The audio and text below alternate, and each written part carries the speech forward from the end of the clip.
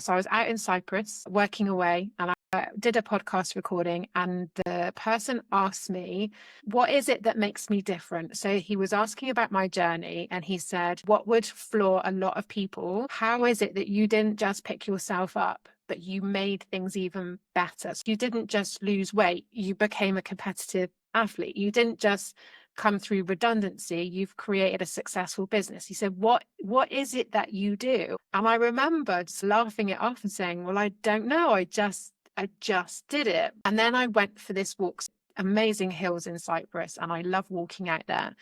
And I had my headphones on, and this question just kept coming back to me. And I was like, well, there must be something. There must be something that I've done. What's the difference that makes the difference? Just kept going over and over and over. So I started making notes in my phone. Okay, what do I always do? One of my sayings is, it is what it is. Can't do anything about it. So what do I do next?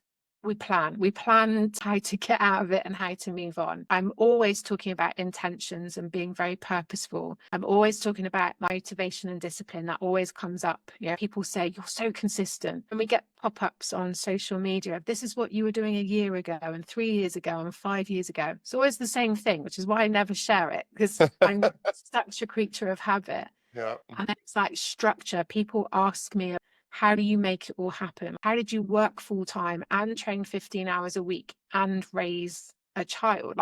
Because I'm organized, because I've got good time management. I mean, it was a very long walk. I walked for about an hour and a half up and down through the hills, and I've still got the drawing of where I was like, okay, well, the intention flows all the way through it. The structure goes underneath and holds it in place. And then you've got your plan and the performance that sits in the middle. And just suddenly it kind of made sense. And I was like, well, if it works for me, would that work for other people? So when I came back from Cyprus, I spoke to a couple of my clients and was like, look, I've been playing about with this framework. Can we apply it in a session to see if it works for you? And that was the beginning of last year. I've been using it ever since, and it's worked really well. But also, like the PIIPS, sowing the seeds of success, those seeds are really important. And if you get that right, everything else can fall into place.